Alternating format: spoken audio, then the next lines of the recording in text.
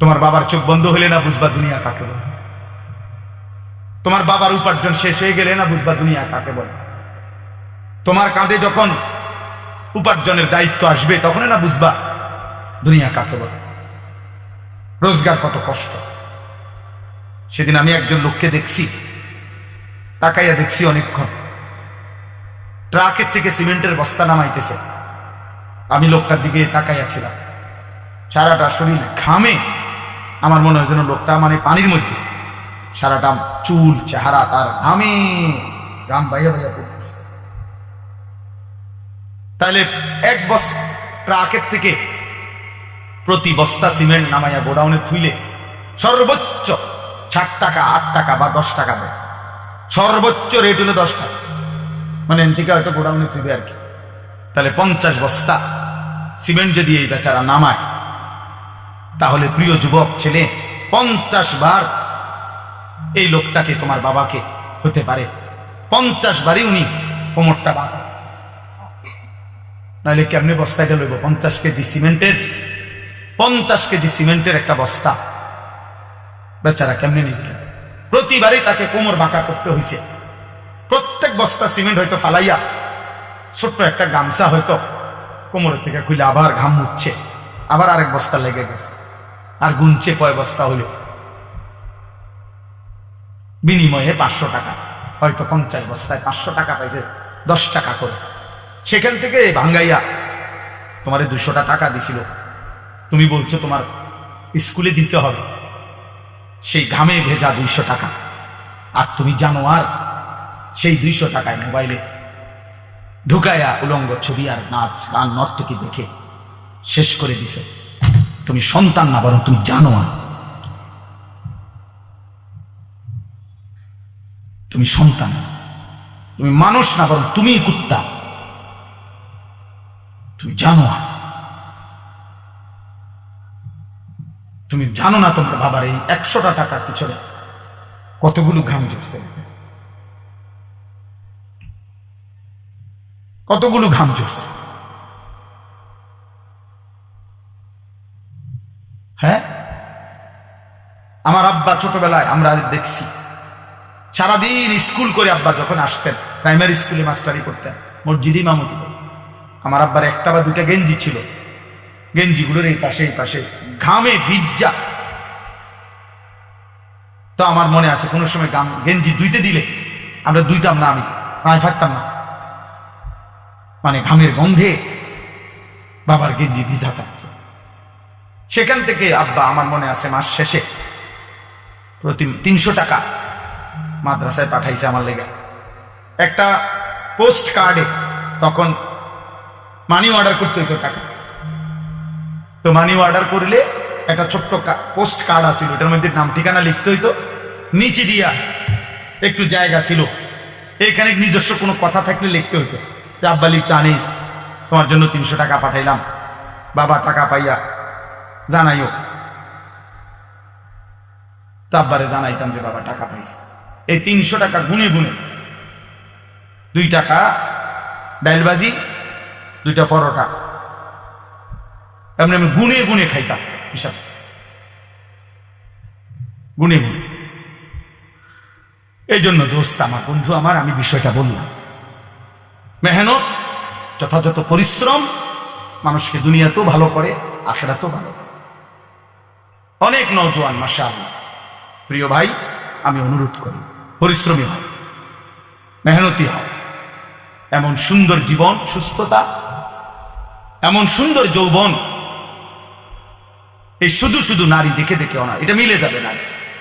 এই যে মহিলারে তুমি রাত দিন মোবাইলে দেখো, এগুলো পাইবা তুমি, তোমার একজন বিবি হবে, তোমার একজন স্ত্রী হবে। আর যেটা চাচ্ছ মনে, এটা পূরণ।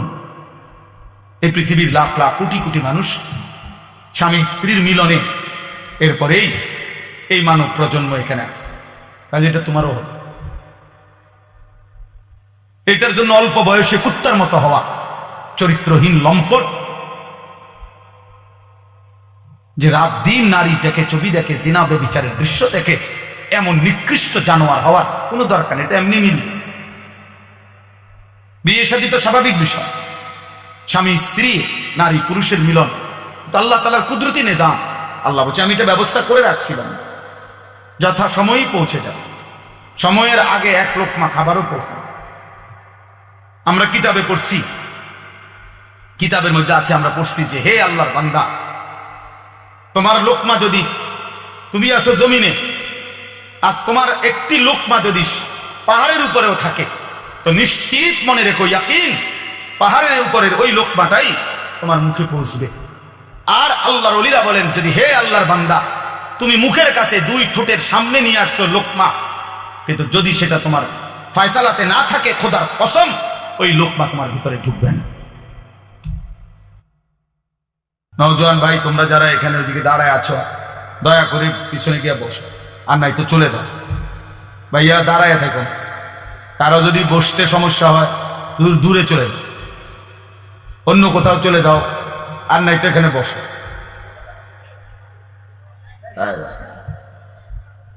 যাও ভাই বসো, এই ছেলেরা বসো, বাবা বসো, তোমরা যাও, সরো ওইদিকে, সরো ভাই, বড় কথা শোনো ভাই, বসো। তোমরা দাঁড়ায় আছো, বসো। এই ছেলে, শুনতেছো তোমরা? সবাই বসতে হবে। মাশাআল্লাহ, মাশাআল্লাহ। দুই একজন চলে গেলে কোনো সমস্যা নেই, টেনশন করার কিছু, সবাই শুনতে হবে, এটা জরুরি। এটা তো আপনার নির্বাচনী জনসভা না যে ভোট দরকার, কথা বুঝছেন না তো? কাজে এখানে কোনো সংখ্যা বিষয় না, আল্লাহর কথা বললেই হবে, শুনলেই হবে। একজন শুনলেও সমান গুরুত্ব, 100 জন শুনলেও সমান গুরুত্ব, কোনো অসুবিধা নেই। আল্লাহর কথা বলার ক্ষেত্রে কম বেশি কোনো বিবেচ্য বিষয় না। আল্লাহর কথা বলতে পারা, এটাই মেইন বিষয়। এই ছেলে, এই গেঞ্জিওয়ালা ছেলে, তোমার তো আরো একবার বললাম, না বসলে তুমি চলে যাও ভাই এর থেকে, তোমার তো অনুমতি দিলাম। বড়রা, তোমরা পিছনে দাঁড়ায় আছো কেন বাবা? আর একটু চাপায় বসো, জায়গা আছে, এখনো অনেক জায়গা আছে। বও বাবা, ভদ্রতার জন্য বসো। হ্যাঁ, নাই তো চলে যাও, মাশাআল্লাহ, কোনো অসুবিধা নেই। মাশাআল্লাহ, এটা গুরুত্বপূর্ণ বাপ, কম হোক আল্লাহর কথা, কোরআন সুন্নাহর কথা আদবের সাথে শুনতে হয়, এটা জরুরি, নাইলে ফায়দা হয় না।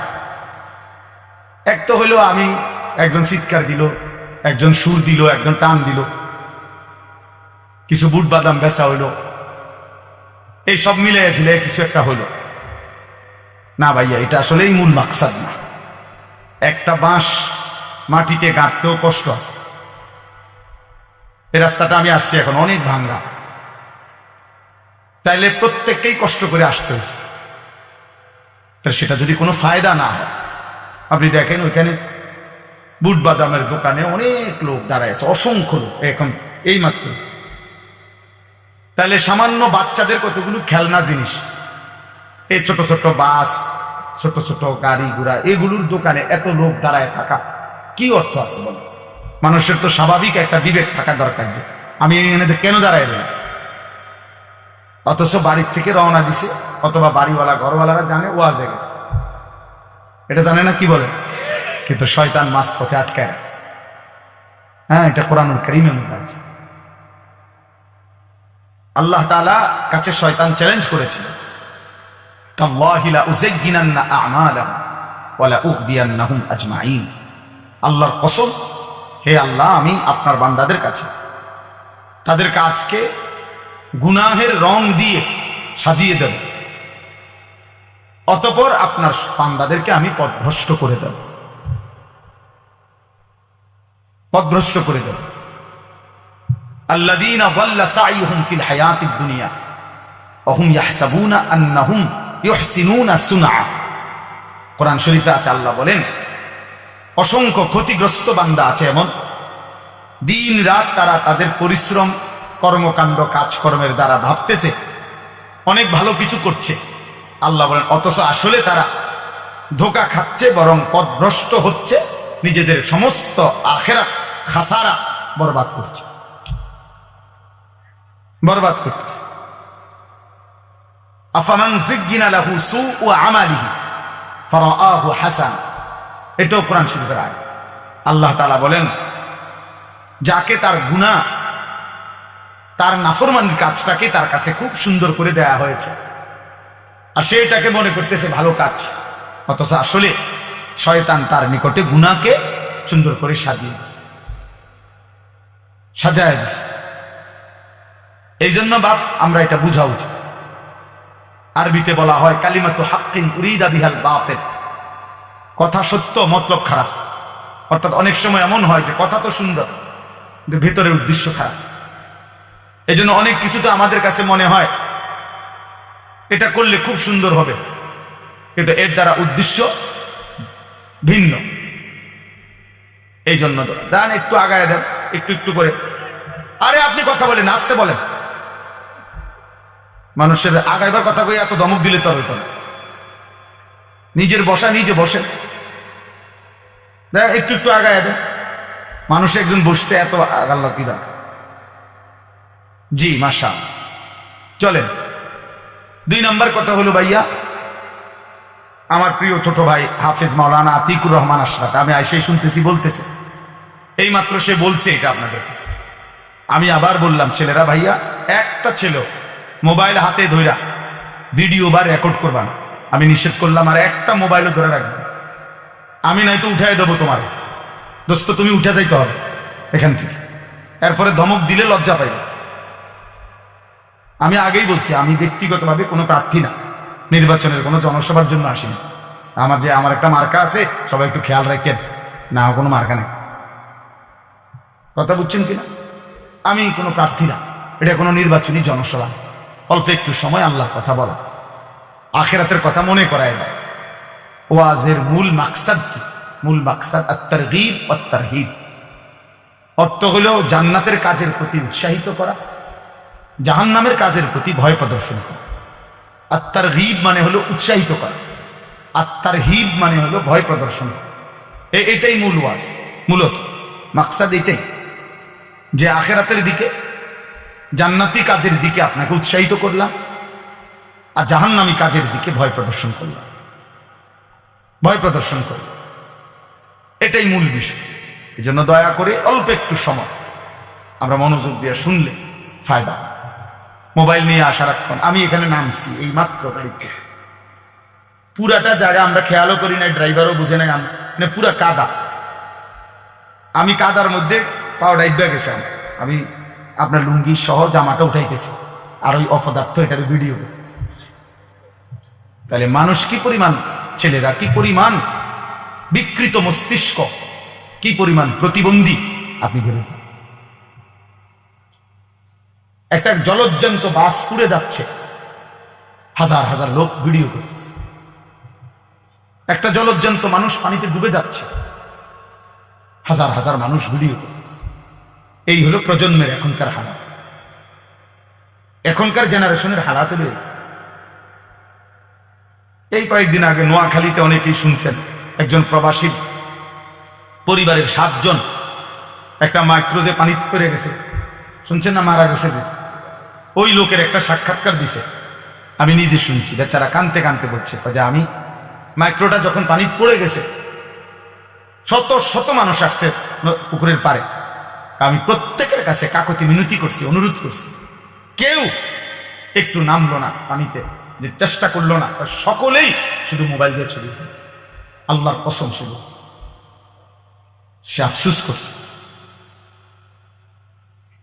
তো আমি একটা ছেলেকে বললাম এখন যে, আরে ভাই তুমি তো আগে আমার ধরো যে আমি কোনো পড়ে যাই কিনা বা কাদা, তুমি আগে এইটা সেভ করো না, তোমার আগে দরকার মুসাফা, তুমি যদি আঞ্জা দিয়ে ধরলে তুই। এটা দোস্ত নতুন জেনারেশন, তোমরা বোঝা উচিত ভাই, বোঝা উচিত।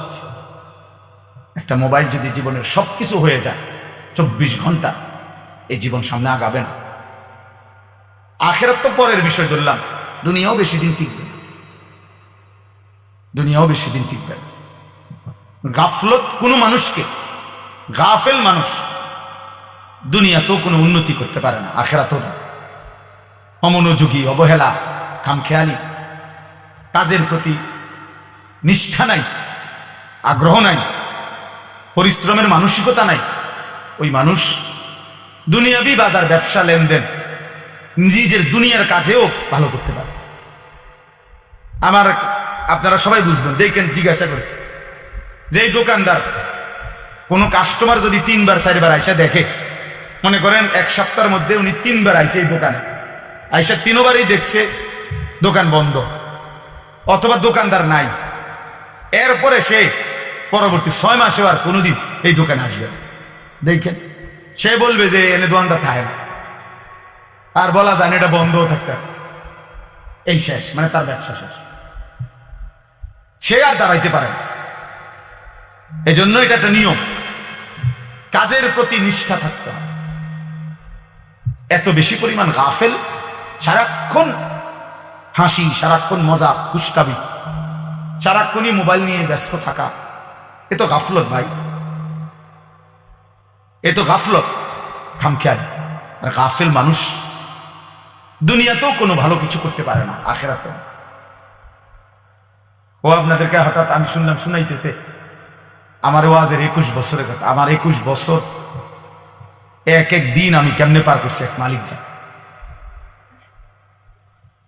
গত 2 রাত আমি টোটালি ঘুমাই, বৃহস্পতিবার রাতেও না, শুক্রবার রাতেও না।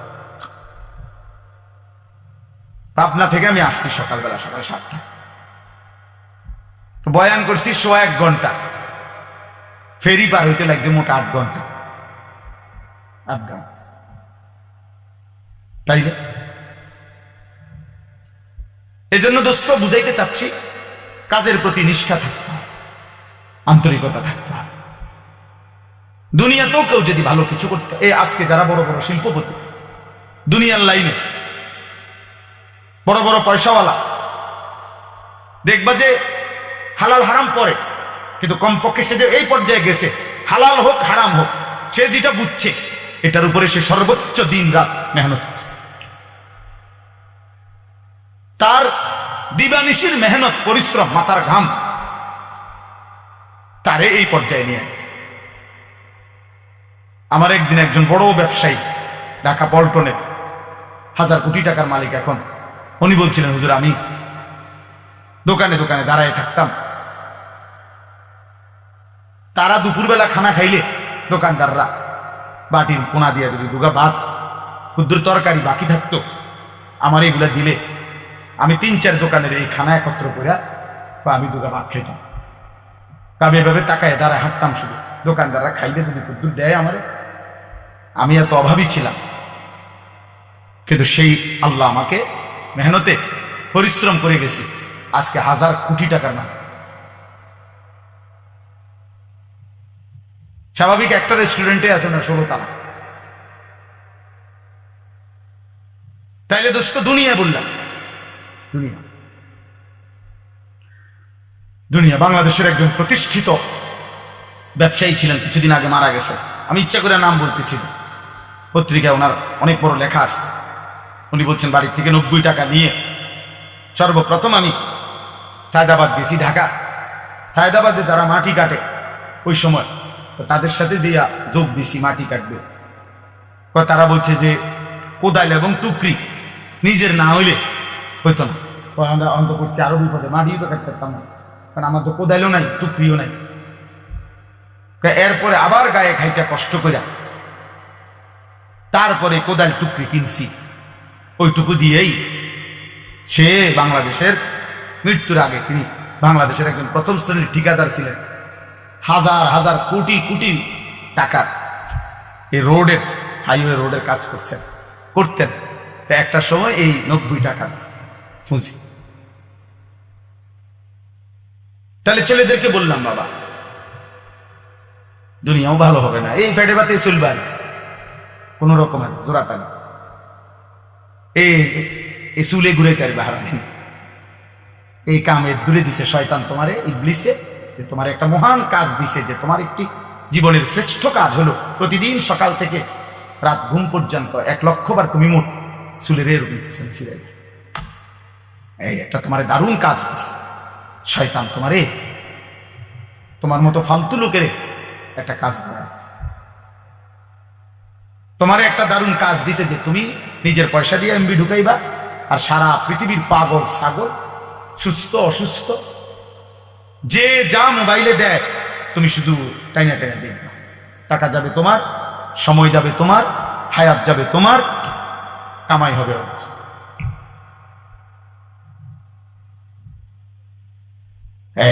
তোমার বুদ্ধি দিয়ে দিচ্ছে যে যেমনে পারো টাকা ব্যবস্থা করবে তুমি। তুমি বাপের টাকা চুরি করো, নয়তো মায়ের টাকা চুরি করো, নয়তো স্কুলের টিফিনের টাকা বাঁচায় রাখো, নয়তো যেভাবে পারো। নারী তোমাকে দেখতেই হবে, উলঙ্গ ছবি তোমাকে দেখতেই হবে, হারাম ছবি তোমাকে দেখতেই হবে, অসৎ বন্ধুদের আড্ডা দিতেই হবে, আড্ডা দিতেই হবে। আল্লাহ আমাদেরকে হেফাজত করেন। এজন্য আমি সবাইকে বললাম, গাফলত অনেক বড় অভিশাপ, মানে এই খামখেয়ালিয়াত, অবহেলা, জীবনটাকে অনাদরে অবহেলায় নষ্ট করে দেওয়া। বরং বুদ্ধিমান বিবেকবান ব্যক্তি পরিশ্রমী হয়। মানুষকে আল্লাহ তাআলা বলেছেন, লাকাদ খালাকনাল ইনসানা ফি কাবাদ। তিনটা কসম করে আল্লাহ বলেছেন যে আমি মানুষের সৃষ্টির মধ্যে আমি আল্লাহ পরিশ্রম করার, মেহনত করার যোগ্যতা দিয়েই, মানসিকতা দিয়েই আমি সৃষ্টি করেছি। এই ফি কাবাদ অর্থ আমি আল্লাহ তাআলা মানুষকে মেহনত করার মানসিকতা, যোগ্যতা দিয়েই লাকাদ খালাকনাল ইনসানা, আমি মানুষকে সৃষ্টি করেছি, সৃষ্টি করেছি। এজন্য সব ছেলেকে বললাম, এই ভূমিকা ছাড়া এই কথা শেষ। কথার প্রসঙ্গে প্রথম কথাটা বললাম, গাফেল না হওয়া ভাইয়া, দুনিয়াও না আখিরাত। ভালো উপার্জনের জন্য মেহনত করতে হবে, একটু সুখ, একটু সচ্ছলতা, ঘর বাড়ি চলাফেরা, পরিবারের একটু প্রশস্ততার জন্য মেহনত চাই, মেহনত চাই। আপনি ঘুমের থেকে উঠতে উঠতে জমিদারি করবেন, এ কয়দিন তাপালি, কয়দিন মোটরসাইকেল নিয়ে মাতবুরি, মোবাইল একটা নিয়ে মাতবুরি, কয়দিন ভাইয়া, কয়দিন? তোমার বাবার চোখ বন্ধ হলে না বুঝবা দুনিয়া কাকে বলে, তোমার বাবার উপার্জন শেষ হয়ে গেলে না বুঝবা দুনিয়া কাকে বলে, তোমার কাঁধে যখন উপার্জনের দায়িত্ব আসবে তখন না বুঝবা দুনিয়া কাকে বলে, রোজগার কত কষ্ট। সেদিন আমি একজন লোককে দেখছি, তাকাইয়া দেখছি অনেকক্ষণ, ট্রাকের থেকে সিমেন্টের বস্তা নামাইতেছে। আমি লোকটার দিকে তাকাইয়াছিলাম, সারাটা শরীর ঘামে, আমার মনে হয় যেন লোকটা মানে পানির মধ্যে, সারাটা চুল চেহারা তার ঘামে, ঘাম বাইয়া বাইয়া পড়তেছে। তাহলে এক বস্তা ট্রাকের থেকে প্রতি বস্তা সিমেন্ট নামাইয়া গোডাউনে থুইলে সর্বোচ্চ 60 টাকা, 8 টাকা বা 10 টাকা দেয়, সর্বোচ্চ রেট হলো 10 টাকা, মানে এন থেকে হয়তো গোডাউনে থুইবে আর কি। তাহলে 50 বস্তা সিমেন্ট যদি এই বেচারা নামায়, তাহলে প্রিয় যুবক ছেলে, 50 বার এই লোকটাকে, তোমার বাবাকে হতে পারে 50 বারই উনি কোমরটা বাঁধা, নাহলে কেমনে বস্তায় লইব 50 কেজি সিমেন্টের, 50 কেজি সিমেন্টের একটা বস্তা বেচারা কেমনে নিবে? প্রতিবারই তাকে কোমর বাঁকা করতে হয়েছে। প্রত্যেক বস্তা সিমেন্ট হয়তো ফালাইয়া ছোট্ট একটা গামছা হয়তো কোমরের থেকে খুলে আবার ঘাম মুছছে, আবার আরেক বস্তা লেগে গেছে, আর গুনছে কয় বস্তা হলো, বিনিময়ে 500 টাকা, হয়তো 50 বস্তায় 500 টাকা পাইছে, 10 টাকা করে। সেখান থেকে ভাঙ্গাইয়া তোমার 200 টাকা দিছিল, তুমি বলছো তোমার স্কুলে দিতে হবে, সেই ঘামে ভেজা 200 টাকা। আর তুমি জানো, আর সেই 200 টাকায় মোবাইলে ঢুকাইয়া উলঙ্গ ছবি আর নাচ গান নর্তকী দেখে শেষ করে দিছ। তুমি সন্তান না, বরং তুমি জানো না, তুমি সন্তান, তুমি মানুষ না, বরং তুমি কুত্তা, তুমি জানো না, তুমি জানো না তোমার বাবার এই 100টা টাকার পিছনে কতগুলো ঘাম ঝরছে, কতগুলো ঘাম ঝরছে। হ্যাঁ, আমার আব্বা ছোটবেলায় আমরা দেখছি সারাদিন স্কুল করে আব্বা যখন আসতেন, প্রাইমারি স্কুলে মাস্টারি করতেন, মসজিদে ইমামতি। আমার আব্বার একটা বা দুইটা গেঞ্জি ছিল, গেঞ্জিগুলোর এই পাশে ঘামে ভিজা। তো আমার মনে আছে কোন সময় গেঞ্জি কথা বলেন, আল্লাহ কোরআনে বলছে ফানকিহু, তোমরা বিবাহ করো। তো যেটা আল্লাহর হুকুম এটা ইবাদত কিনা? নবীজি সাল্লাল্লাহু আলাইহি সাল্লাম বলছে আন নিকাহু মিন সুন্নতি, বিবাহ আমি রাসূলের সুন্নাত। তো যেটা নবীর সুন্নাত এটা উৎসব নাকি ইবাদত? এটা ফুর্তি নাকি ইবাদত? নবীর সুন্নত এটা ফুর্তি নাকি ইবাদত? তাহলে বিবাহ কি? ইবাদত। আল্লাহর হুকুম এ কারণেও ইবাদত, নবীর সুন্নাত এ কারণেও ইবাদত। ইবাদত ইবাদত এক। দুই নাম্বার, বিবাহ মানে একটি ছেলে মেয়ের এই সম্পর্ক শুধু উপভোগের সম্পর্ক নয়, বরং এই স্বামী স্ত্রী মানে এখান থেকে কিয়ামত পর্যন্ত একটি প্রজন্ম। আমার দাদা দাদির মিলনে আমার বাবা, মা বাবার মিলনে আমি, আমার স্ত্রীর পরে আমার সন্তান। তাইলে এইভাবে এটা একটা সিরিয়াল, এটা একটা সিরিয়াল। আমার দাদা 5 ওয়াক্ত নামাজ পড়ছেন রমজান মাসে, পুরা রমজানে মসজিদে ছিলেন, শেষ 10 দিন এতেকাফ করছেন। ঈদের চাঁদ উঠছে, ঈদের দিন দাদা সকালবেলা ভোরে মসজিদ থেকে বের হইয়া ঈদের নামাজ পড়া ঘরে আসছে। চাচারে কইছে, ছোট চাচারে যে আমি আমার শ্বশুর বাড়ির যাবো, আমার একটা রিস্কায় নেবে। আমার চাচার নাম হোসেন, মানে হুসাইন। ওই যে হোসেন, আমারে একটা রিস্কায় না দেখুন, আমি আমার শ্বশুর বাড়ির যাবো। দাদা বুড়া মানুষ। আমার চাচা বলছে আব্বা আমনে মুরব্বী মানুষ, শেষ বয়স, আমি মাত্র মসজিদ, তাই কি শ্বশুর বাড়ি যাইবেন? আমরা সব সেমাই চিনি রাঁধছি, আপনি খাবেন। দাদা কয় না, আমি যামুই, তুই রিস্কা না আনলে বাদ দে। নাতি মানে আমার চাচার ছেলে ইদ্রিস, পরে বলছে নাতি তুই আমার হাতে ধর, দাদা যামুই শ্বশুর বাড়ি। এই কথা বলে দাদা একটু সামনে গেছে, মাঝ পথে পাশের গ্রাম, 2 গ্রাম পরে আমার দাদার শ্বশুর বাড়ি ছিল। দাদা মাঝখানেই রাস্তায় কাইত হইয়া পড়ে গেছে। সন্ধ্যাবেলায় আমার দাদা কবরে চলে গেছে, মারা গেছে। আমার দাদা ঠিকই বুঝছে যে আমি শ্বশুর বাড়ি যাব। তাহলে আমার দাদা নেককার ছিলেন,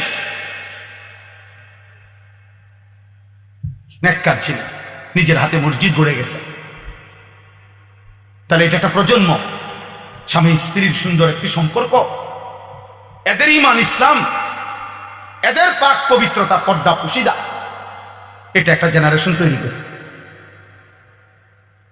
গোবর থেকে দুর্গন্ধই বের হবে, গোলাপ ফুল থেকে সুঘ্রাণই বের হবে। অতএব রাস্তায় ঘুরতো যে মেয়ে, বিবাহের আগে কোনো না কোনো ছেলের সাথে হারাম কোনো সম্পর্ক করত যে মেয়ে, আল্লাহর কসম এই অপবিত্র মেয়ে থেকে পবিত্র কিছু আশা করা যাবে না। এই গোবর থেকে দুর্গন্ধই বের হবে, এই গোবর থেকে দুর্গন্ধই বের হবে। অতএব এটা ভাবা দরকার, আমরা এটা বোঝা দরকার, আমাদের প্রজন্মের হেফাজত দরকার। একটি সমাজের মধ্যে সবচেয়ে বড় সম্পদ, একটি ঘরের সবচেয়ে বড় সম্পদ, একজন বাবার সবচেয়ে বড় সম্পদ তার স্ত্রী সন্তান। খাট যত দামি হোক দোস্ত, 20 বছর পরে এই খাট ওই ঘরে থাকবে না। পৃথিবীর সবচেয়ে মজবুত কাঠ দিয়েও যদি সোফা বানায়, 5 বছর লাগবে না, এটার বার্নিশ উঠে যাবে। 3 বছর 4 বছরের ভিতরে, পরবর্তী 20 বছরের ভিতরে ওই ফার্নিচারের নাম গন্ধ ঘরে পাওয়া যাবে না। কারণ এর পরে আরো বহু লেটেস্ট মডেল পৃথিবীতে আসছে, যার কারণে এটি হারাই দিছে। বুঝেন নাই কথা? এটা মসজিদে যে আগে মোজাইক হইতো, আমি তো দেখছি ছোটবেলা, মেশিন দিয়া ছোট ছোট ছোট গুড়া গুড়া পাথরের গুড়া মোজাইক করতে, আর এগুলোর মোজাইক আগে ছোট ছোট এলোমেলো পাথরের কঙ্কর, ছোট ছোট পিচ্ছি পিচ্ছি পিচ্ছি না মোজাইক দেখছেন না? কই এখন আসেনি এগুলো। তো মোজাইক ভাঙ্গে টাইলস লাগা, মানে এমন মসজিদ যেখানে আগে মোজাইক ছিল, কয় না এটি ওনার ভালো লাগে না, ওটি উড়াও, ওটি উড়াও, টাইলস পুরা মসজিদ টাইলস করো, টাইলস করো। পুরাতন গ্রিল বদলাইয়া SS5 এর দরজা গ্রিল লাগানো হয় কিনা বলে? তাইলে বাবা বলে দুনিয়ার এই আসবাব উপকরণ আমরা যা দুনিয়া সাজাইলাম ঘরে, আল্লাহ কসম এগুলা থাকবে না। আপনি রেখে যাওয়া কাছের প্লেট আগামী 10 বছর পরে আর থাকবে না। আপনার রেখে যাওয়া সোফা, ফার্নিচার, খাট, ডাইনিং টেবিল এগুলো থাকবে না, এগুলা বংশধররা ফেলে দিবে, নায়নাতকুররা ফেলে দিবে। কিন্তু আপনি যেই ছেলেটাকে গড়ে গেলেন, আপনি যদি মেয়েটাকে দিন শিখায়া যান, পর্দা শিখায়া যান, ছেলেটাকে আল্লাহর কোরআন শিখায়া যান, খোদার কসম তার প্রতিটা সেজদা মৃত্যু পর্যন্ত ওই বাবা আমার আমল নামার মধ্যে নেকি নিয়ে আসবে, কোনো সন্দেহ নেই। আল্লাহ নবী সাল্লাল্লাহু আলাইহি সাল্লামের হাদিস কত শুনছেন আপনারা। ওয়াজে উলামায়ে কেরাম বলে আপনাদেরকে যে মান ক্বারা আল কুরআন ওয়া আমিলা বিমা ফীহি উলবিসা ওয়ালিদাহু তাজান ইয়াউমাল কিয়ামা। আল্লাহ নবী সাল্লাল্লাহু আলাইহি সাল্লাম বলেন, যে কোরআন পড়লো, কোরআন অনুযায়ী জীবন চালাইলো, ওই ব্যক্তির মা বাবাকে কিয়ামতের দিন নূরের মুকুট, আলোকিত মুকুট পরিধান করানো হবে। নবীজি বলছে, তাহলে ভাবো তো, যদি বাবা মাকে এই মর্যাদা দেওয়া হয়, তাহলে যে কোরআন পড়লো সরাসরি, যে নিজে আমল করলো, ফামা যান্নুকুম বিল্লাযী আমিলা বিহাযা, তাকে আল্লাহ কি পুরস্কার দিবে? যে কোরআন পড়ছে, যে কোরআন আমল করছে। বাপ্পারে যদি আল্লাহ সম্মান দেয়, তো হাফেজে কোরআনকে কি দিবে? আলেমে দ্বীনকে আল্লাহ কি দিবে? এই জন্য প্রিয় ভাই, প্রিয় বাবা, সবাই মিলে গুনাহ ছাড়েন। আমার মূল বক্তব্য আজকে এইটুকু, গুনাহ ছেড়ে দিতে হবে। আখিরাত যদি পাইতে হয়, জাহান্নাম থেকে বাঁচতে হলেও গুনাহ ছেড়ে দেওয়া জরুরি, জান্নাতে প্রবেশ করতে হলেও গুনাহ ছেড়ে দেওয়া জরুরি। এক মুমিনের ডিউটি দুইটা, একজন মুসলমানের জীবনের 24 ঘন্টা কাজ দুইটা, এক গুনাহ বর্জন করা, দুই আদেশ পালন করা। খালাস, এরই নাম জীবন, এরই নাম মুসলমান, এরই নাম তাকওয়া, এর পিছনেই জান্নাত। উইদ্দাত লিল মুত্তাকিন, রব্বুল আলামিন বলে জান্নাত বানানোই হয়েছে মুত্তাকিদের জন্য। আর মুত্তাকি বলেই তাকে ওই মুমিনকে, যে মুমিন প্রথমত গুনাহ বর্জন করে, দ্বিতীয়ত আদেশ পালন করে। আদেশ পালন, সতর খোলা রাখা। মনে করেন কারো নাভি থেকে হাঁটুর নিচ পর্যন্ত, এটা হলো সতর পুরুষের, এটা খোলা রাখা গুনাহ না নেকি? কথা বলেন। একজন মনে করেন এখন নামাজের ওয়াক্ত, নামাজ আদায় করা এটা গুনাহ না নেকি? নেকি, বুঝেন নাই? নামাজ আদায় করা কি নেকি? সতর ঢাকা মানে সতর খোলা রাখা, এটা কি? গুনাহ। এই শরীয়তের মাসআলা হলো যে এক্ষেত্রে কোনটা আগে ফরজ? ফরজ হলে আগে সতর ঢাকা ফরজ, এরপরে নামাজ পড়া।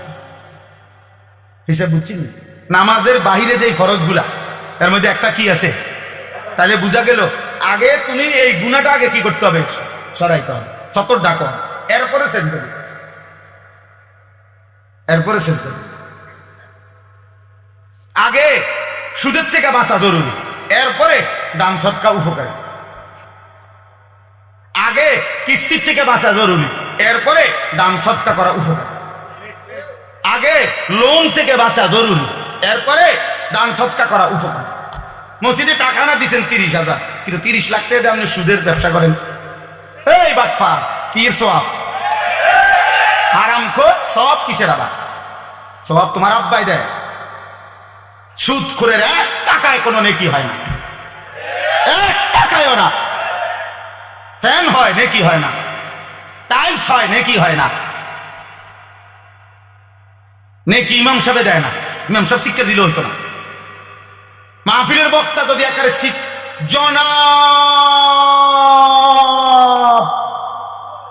অমুকে অমুক 30,000 মার হাবা, হাবারে মার, যা ফরস মার, তার টেহা দিল কেন? মার কই না। ফেরেশতা বলবে আল্লাহ সুদের টাকা, আল্লাহ বলবে বাদ দাও, ফালাই দাও, টেহা লই এলা খেলা, কিন্তু তুমি লেখো না, নেকি লেখো। টাকা নেওয়া যায়, বলে নেয় কেন? হ্যাঁ নেওয়া যায়, এইটাও কথা। আপনি হয়তো বলবেন আরে এরপরে হুজুর আপনারা নেন কা, টাকা নেওয়া যায় কিন্তু নেকি হবে না। এইটাই এখন বুঝাইছিলাম ওই নুরুন নবী ভাইকে, আমার গাড়ি ছিল। এটা জরুরি বিষয়। নেকি হবে না, নেকি হইতে হলে হালাল হইতে হবে। দুনিয়াবি লেনদেন করা এটা ভিন্ন মাসআলা। আপনি যদি না বুঝেন আপনারা আলেম থেকে বুঝে নিন, কিন্তু বুঝাইতে চাচ্ছি এটা জরুরি না। গুনাহ ছেড়ে দাও। তাহলে আগে জরুরি কি বলেন? আমি কথা শেষ করে ফেলবো এখন। আগে জরুরি কি? দাফউল মুদাররাতি মুকদ্দামুন আলা জালবিল মানফা। আরবি ভাষার গুরুত্বপূর্ণ মূলনীতি এটা, যে আগে ক্ষতি সরাও, এরপরে উপকার আনো। উপকার পরে, আগে কি? কথা বলেন না, ক্ষতি সরাও এইটার। আচ্ছা, মনে করেন একটা জানালার গ্রিল, এটার মধ্যে রং দিবে, কি দিবে? এই রং দিতে হইলে মনে করেন এটা পুরান হয়ে গেছে, ঝংকার পড়ে গেছে, এর নিয়ম কি? আগে ঝংকার ফেলতে হবে না আগে রং দিতে হবে? এই আগে শিরিষ কাগজ দিয়া ঝংকার ফেলতে হবে, এরপরে কি করতে হবে? এই আগে ক্ষতি সরাও, আগে গুনাহ ছাড়ো, এরপরে সেজদা দাও। এক সেজদা আল্লাহর আরশ ছুঁয়ে যাবে। একবার জমিন থেকে আল্লাহ ডাক দিবা, রবের আরশ কাঁইপা উঠবে। সত্য কি? গুনাহ ছেড়ে, গুনাহ ছেড়ে, গুনাহ ছেড়ে। আর বাংলা উদাহরণ দেই, আমরা বাঙালি উদাহরণ আছে। কোন ব্যক্তি মনে করেন কারো বাড়ির দরজা গেইটে ভিক্ষার জন্যই মনে করেন হাত পাচ্ছে, এই সময় বাড়িওয়ালার কুকুর, পালা কুকুর খেউ খেউ করিয়া দরজার সামনে আইছে, বেটারে মানে ধরে লেবো দশা। এখন এই লোক কি বলবে? বাড়িওয়ালার আগে কি বলবে? যে কি সরাও, আমার চাল লাগবে না ভাই, আল্লাহ তো হয়, আমার কি লাগবে না, তুই এটা সর ভাই, এটা সর। কামড় না দোক, কামড় না দোক, শুধু এইটারে কয় কি ভিক্ষা থাক, কুত্তা সামলাও, চাল লাগবে না, উপকার করণ লাগবে না ভাই, ক্ষতি যাতে না করে, ক্ষতি যাতে না। এই জন্য এক মুমিনের প্রথম ডিউটি, যুবক হোক বৃদ্ধ হোক, আমি হই তুমি হই, আলেম হোক পাবলিক হোক, আপনি মনে রাখবেন। আপনারা অনেক সময় অনেকে আছে বলে, আরে কয় তো লম্বা লম্বা, হুজুরের মধ্যে তো দোষের অভাব নাই, বলে কি না বলেন? আমিও তো বলি হুজুরের মধ্যে দোষের অভাব নাই। হুজুররা কি বেহেশতের থেকে নিয়ে আসছে? আমি কি এখন বেহেশতের থেকে আসছি না ক্যান্টনমেন্ট থেকে আসছি? ময়নামতি সাবের বাজার আমার বাসা, আমি কোনো বেহেশতের থেকে আসছি? মানে আপনি যদি মনে করেন কোন হুজুরেরও দোষ আছে, হ্যাঁ, তো আপনি আমার জন্য দোয়া করেন, আমরা আপনাদের জন্য দোয়া করি না? কথা বলেন না কেন? তো আপনারা আমার জন্য দোয়া করবেন যে আল্লাহ ওনারও গুনাহ থেকে বাঁচান, ওনারও আল্লাহ আপনি নেক আমলের তৌফিক দেন, আমি আপনার কাছে দোয়া প্রাপ্য না? কথা বলেন না কেন? তো তাইলে অসুবিধা? এটা কিন্তু সূক্ষ্ম ধোঁকা, সূক্ষ্ম ধোঁকা। আপনি চোখের সামনে দেখতেছেন আমরা দুইজন, তো এখন আমি পড়ে গেছি পানিতে, তো এরপরে আপনার দায়িত্ব এটা, আর আমি থাকতে লাগছি, এটাই তো কথা। এটা কোনো বুদ্ধিমান করবে? এটা আমার সাথী আগুনে পুড়ে গেছে, আর আমি তাই, আর হুজুরে যাই না আগুনে ফিরে গেছে, তো আর আমি পাবলিক থাকতে কি, আমরাও আগুনে পুড়ে যাই, এটা নিয়ে নিয়ম। তো যদি মনে করেন আমি ভুলে করে ফেলছি, যদি মনে করেন আমি গুনাহ করছি, যদি মনে করেন আমি হারাম করছি, এই বলে কি আপনিও হারাম করবেন? এটা জরুরি বুঝা। গুনাহ ছেড়ে দেন, এই আজকের মূল বক্তব্য এটা, গুনাহ ছেড়ে দেন। এক মুমিন প্রথম কি ছেড়ে দিতে হবে? গুনাহ ছেড়ে। বিষয়টা কঠিন হইল, এটা আমাদের আল্লাহর আদেশ, আর আল্লাহর আদেশের উপরে কঠিন না সহজ? পারতেছি না এত কথা বলার কোনো সুযোগ নাই। আপনার যদি মন নাও চায়, আপনার যদি বিবেকে নাও চায়, আপনার যদি কলজাটা ফাইটাও যায়, তারপরেও আপনি আল্লাহর হুকুমের জন্য গুনাহ ছাড়তেই হবে, ছাড়তেই হবে, ছাড়তেই হবে। কার হুকুম এটা? আমার মালিকের। বসে আদেশ করছে, অতএব অনেক সময় অনেক কাজ ভাল লাগতেছে না, তারপরও অধীনস্থ কর্মকর্তা তার বসের আদেশ মন না চাইলেও পালন করতে হবে। আমন চাইলে তো ভালো দিতে দিলে আমরা দুইতাম না, আমি থাকতাম না, মানে ঘামের গন্ধে বাবার গেঞ্জি ভিজা থাকত। সেখান থেকে আব্বা আমার মনে আছে মাস শেষে প্রতি 300 টাকা মাদ্রাসায় পাঠাইছে আমার লেগে। একটা পোস্ট কার্ডে তখন মানি অর্ডার করতে হইতো টাকা, তো মানি অর্ডার করলে একটা ছোট্ট পোস্ট কার্ড আসছিল, এটার মধ্যে নাম ঠিকানা লিখতে হইতো, নিচে দিয়া একটু জায়গা ছিল, এখানে নিজস্ব কোনো কথা থাকলে লিখতে হইতো। তো আব্বা লিখতো, আনিস তোমার জন্য 300 টাকা পাঠাইলাম, বাবা টাকা পাইয়া জানাইও। তো আব্বারে জানাইতাম যে বাবা টাকা পাইছে। এই 300 টাকা গুনে গুনে 2 টাকা ডাইলবাজি, 2টা পরোটা, এমনি আমি গুনে গুনে খাইতাম, হিসাব গুনে গুনে। এই জন্য দোস্ত আমার, বন্ধু আমার, আমি বিষয়টা বললাম। মেহনত, যথাযথ পরিশ্রম মানুষকে দুনিয়াতেও ভালো করে, আখিরাতেও ভালো করে। অনেক নওজোয়ান মাশাআল্লাহ, প্রিয় ভাই, আমি অনুরোধ করি পরিশ্রমী হও, মেহনতি হও। এমন সুন্দর জীবন, সুস্থতা, এমন সুন্দর যৌবন, এই শুধু শুধু নারী দেখে দেখে না, এটা মিলে যাবে না। এই যে মহিলারে তুমি রাত দিন মোবাইলে দেখো, এগুলো পাইবা তুমি, তোমার একজন বিবি হবে, তোমার একজন স্ত্রী হবে। আর যেটা চাচ্ছ মনে, এটা পূরণ। এই পৃথিবীর লাখ লাখ কোটি কোটি মানুষ স্বামী স্ত্রীর মিলনে এরপরেই এই মানব প্রজন্ম এখানে আসছে, কাজে এটা তোমারও হবে। এটার জন্য অল্প বয়সে কুত্তার মতো হওয়া, চরিত্রহীন লম্পট, যে রাত দিন নারীটাকে ছবি দেখে, জিনা ব্যভিচারের দৃশ্য দেখে, এমন নিকৃষ্ট জানোয়ার হওয়ার কোনো দরকার নেই। এটা এমনি মিল। বিয়ে শাদী তো স্বাভাবিক বিষয়, স্বামী স্ত্রী, নারী পুরুষের মিলন, তো আল্লাহ তাআলার কুদরতি নিজাম। আল্লাহ বলছে আমি এটা ব্যবস্থা করে রাখছিলাম, যথা সময়ই পৌঁছে যাবে। সময়ের আগে এক লোকমা খাবারও পৌঁছাবে। আমরা কিতাবে পড়ছি, কিতাবের মধ্যে আছে, আমরা পড়ছি যে হে আল্লাহর বান্দা, তোমার লোকমা যদি, তুমি আসো জমিনে, আর তোমার একটি লোকমা যদি পাহাড়ের উপরেও থাকে, তো নিশ্চিত মনে রেখো, ইয়াকিন, পাহাড়ের উপরের ওই লোকমাটাই তোমার মুখে পৌঁছবে। আর আল্লাহর ওলিরা বলেন, যদি হে আল্লাহর বান্দা, তুমি মুখের কাছে দুই ঠোঁটের সামনে নিয়ে আসছো লোকমা, কিন্তু যদি সেটা তোমার ফয়সালাতে না থাকে, খোদার কসম ওই লোকমা তোমার ভিতরে ঢুকবে না। যেটুকু বরাদ্দ, ওইটা যদি পাহাড়েও থাকে সেখান থেকে নেমে আসবে। যেটা বরাদ্দ নাই, সেটা ঠোঁটের কাছে থাকলেও সেটা কি হবে না, মিলবে না। অতএব আমাদের জীবনের এটা বড় বোঝা উচিত। আমি বেশি আফসোস করি যে ছেলেরা, বাবা কেন বুঝতেছো না যে তুমি তোমারে চিনলা না কেন? কমপক্ষে ডানে বামে তাকাইও না, এই সমাজের কারো দিকে তাকাইও না, কে তাকাও তো একটু, যে আমি কি করছি সারাটা দিনে। এটা কি একটা সুস্থ মানুষের কাজ? সারা দিনে আমি বেশি ব্যস্ত ছিলাম, আজকে মাগরিব পর্যন্ত আমার বাচ্চা অসুস্থ ছিল, আর আমি ডাক্তার দেখাইয়া বাসাত রাইখা সুদর্ণপুর আমার শায়েখ আরিফ বিল্লাহ আল্লামা মুফতি মুশতাকুর নবী কাসেমি হজরতের মাদ্রাসায় আমি যাইতে হয়েছে মাগরিবের পর। ওইখানে ইসলাহি মাহফিল, সেইখানে আমি 20 মিনিট বয়ান করছি, এরপরে এখানে আসছি।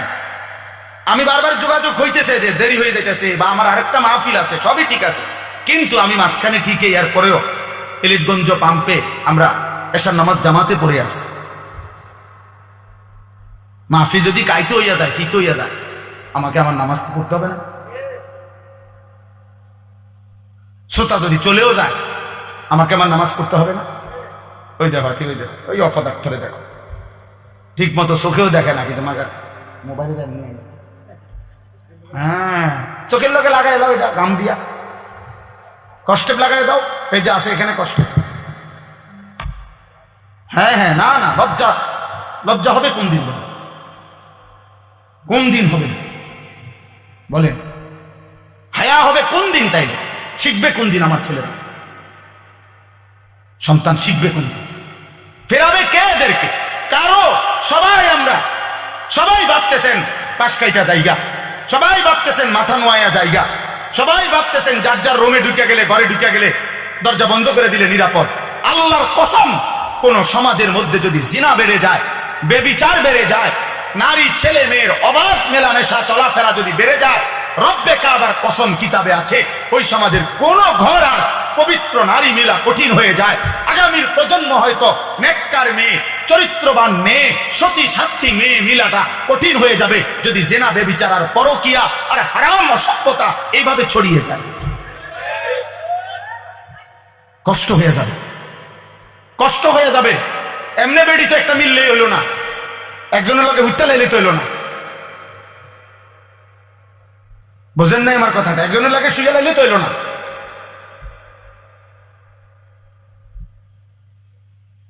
বিবাহ মানে তো একজন মেয়ের সাথে নারীর সাথে শুয়ে লাউন না। বিবাহ একটি সম্পর্ক, বিবাহ একটি ইবাদত। ইবাদত কিনা?